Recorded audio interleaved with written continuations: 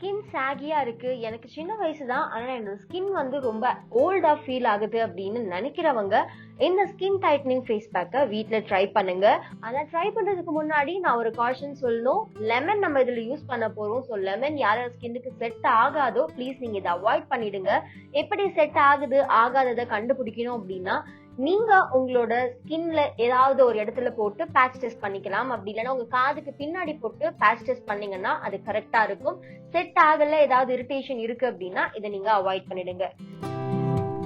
So நம்மளோட skin tightening face pack பண்றதுக்கு தேவையான பொருட்கள் காஃபி தூள், லெமன், அப்புறம் தேன். இப்ப இந்த மூணுத்தையும் வச்சு நம்மளோட பேக்கர் ரெடி பண்ணிடலாம். முதல்ல ஒரு பவுல்ல 1 ஸ்பூன் காஃபி பவுடர் எடுத்துக்கோங்க. காஃபி பவுடர் நம்மளோட ஸ்கின் சாகி ஆகாம பாத்துக்கும். இதுல இருக்க ஆன்டி ஏஜிங் பெனிஃபிட்ஸ் தான் ரொம்ப முக்கியமான ஒரு விஷயத்த பண்ண போகுது.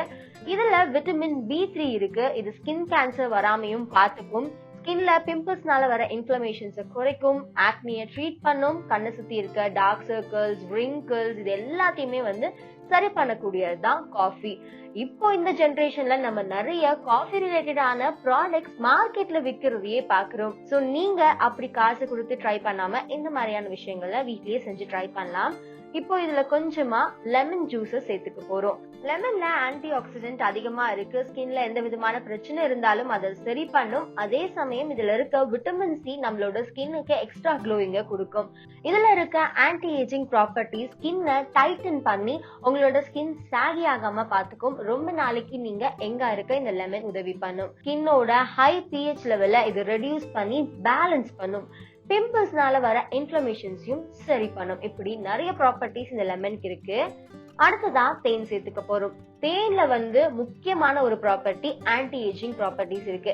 ஆன்டி ஏஜிங் அப்படின்னாலே உங்களோட ஸ்கின் ஏஜ் ஆகுற அந்த ப்ராசஸ வந்து கம்மி பண்ணக்கூடியதுதான் இந்த ஆன்டி ஏஜிங் ப்ராப்பர்ட்டிஸ். நம்மளோட ஸ்கின்ல அதிகமான எண்ணெய் சுரப்பு இருந்தா கூட அது எல்லாத்தையுமே இது கம்மி பண்ணும்.